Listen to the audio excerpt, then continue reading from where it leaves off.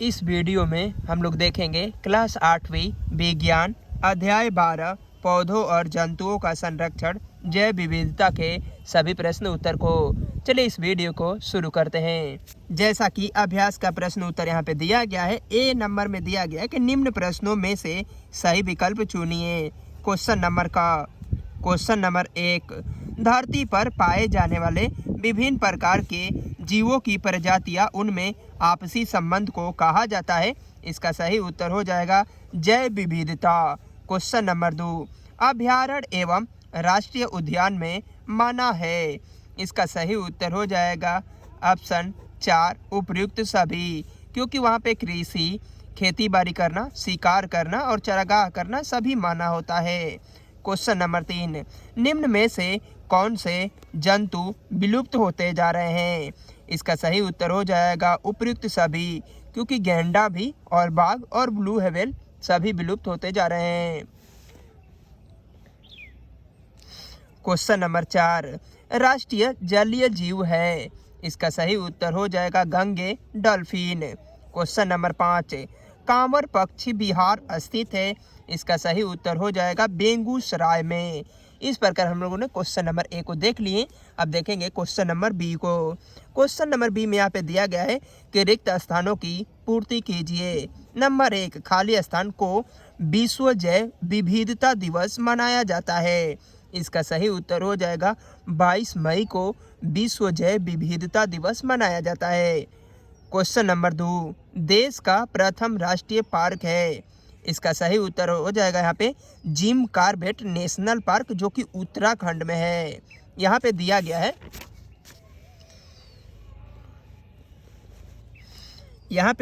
है, कि Jim Corbett national park Uttarakhand. Question number 3 को देखेंगे हम लोग। क्वेश्चन नंबर 3 में दिया गया है कि संकटापन्न प्रजातियों का सूची या अभिलेख खाली स्थान पुस्तक में रहता है। तो इसका सही उत्तर रेड डाटा पुस्तक लिख देंगे हम लोग। क्वेश्चन नंबर 4 में यहाँ पे दिया गया है कि प्रवासी पक्षी सुदूर क्षेत्रों से खाली स्थान परिवर्तन के कारण पलायन करते हैं। इसका सही उत्तर में हम लोग जलवायु भर देंगे। क्वेश्चन नंबर 5 में यहाँ पे दिया गया है कि फर्न, शैवाल, जिनको, साइकैड आदि खाली स्थान पौधे हैं। इसका सही उत्तर भर देंगे हम लोग विलुप्त पौधे। क्वेश्चन नंबर सी को देखेंगे हम लोग। दिया गया है क्वेश्चन नंबर सी में कि कॉलम क को कॉलम ख से संधि मिलान कीजिए। कॉलम क यहाँ पे दिया गया है और कॉलम ख 1 नंबर में यहाँ पे दिया गया है डोडो। 1 का मिलान हम लोग 4 से कर देंगे। डोडो का मिलान मॉरिशस की विलुप्त जंतु से हो जाएगा। नंबर 2 में दिया गया है गंगे और डॉल्फिन। इसका मिलान हम लोग गंगा की विलुप्त हो रही स्तनधारी 2 का मिलान 5 से कर देंगे और 1 का मिलान 4 से कर देंगे। यहाँ पे 3 नंबर में दिया गया कि वाल्मीकि अभयारण्य जो है यह बाघों के लिए प्रसिद्ध है। तो 3 का मिलान हम लोग 1 से कर देंगे। और काजीरंगा अभयारण्य जो है 1 सींग वाला गैंडा के लिए प्रसिद्ध है। 4 का मिलान हम लोग 2 से कर देंगे। और फर्न, जिनको, साइकैड यह विलुप्त हो रहे पौधों का नाम है। तो 5 का मिलान हम लोग 3 से कर देंगे। नंबर सी को देख लिए हैं। अब देखेंगे क्वेश्चन नंबर डी को। क्वेश्चन नंबर डी में दिया गया है कि निम्न प्रश्नों के उत्तर दीजिए। क्वेश्चन नंबर 1, जैव विविधता से आप क्या समझते हैं। चलिए इसका उत्तर हम लोग कॉपी पे नोट कर लेते हैं, इसके बाद समझाने का प्रयास करते हैं। जैसा कि क्वेश्चन नंबर 1 में यहाँ पे दिया गया है कि जैव विविधता से आप क्या समझते हैं। इसका उत्तर में हम लोग लिखेंगे कि जैव विविधता का संबंध धरती पर पाए जाने वाला विभिन्न प्रकार की जीवों की प्रजातियां, उनमें आपसी संबंध तथा पर्यावरण से उनका संबंध है। क्वेश्चन नंबर 2 में यहाँ पे दिया गया है कि हमें जैव विविधता का संरक्षण क्यों करना चाहिए। इसका उत्तर में हम लोग लिखेंगे पर्यावरण संतुलन के लिए जैव विविधता होना जरूरी है, इसीलिए हमें जैव विविधता का संरक्षण करना आवश्यक है। क्वेश्चन नंबर 3 में यहाँ पे दिया गया है कि विनाश के मुख्य कारण एवं उसके प्रभाव बताइए। इसका उत्तर में हम लोग लिखेंगे कि विनाश का मुख्य कारण जंगलों का कटाव है और इसके पीछे मनुष्य की इच्छा है, जो अधिक से अधिक मात्रा में ईंधन प्राप्त करना चाहता है और वह अपने जीवन को व्यतीत करना चाहता है, जिसके कारण वह वनों को नष्ट कर रहा है। इसका यही मुख्य कारण है। प्रभाव में हम लोग लिखेंगे कि पर्यावरण को संतुलन रखने में जंगल का बड़ा महत्व है।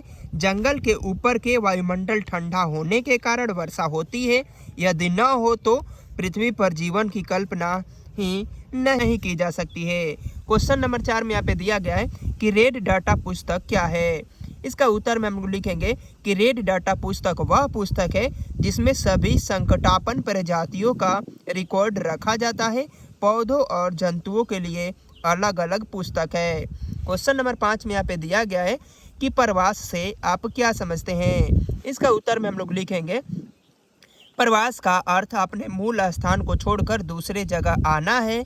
कभी कभी पक्षी अपने मूल आवास को मौसम है परिवर्तन के कारण छोड़कर दूसरे जगह चले जाते हैं तो उसे प्रवासी कहते हैं। क्वेश्चन नंबर 6 अभ्यारण्य एवं राष्ट्रीय पार्क से क्या तात्पर्य है। अपने राज्य के किन्हीं 2 अभ्यारण्यों के नाम लिखे। इसका उत्तर में हम लोग लिखेंगे कि अभ्यारण्य उसे कहते हैं जहां जंतु और उसके आवास के लिए हर प्रकार से सुरक्षित क्षेत्र होता है।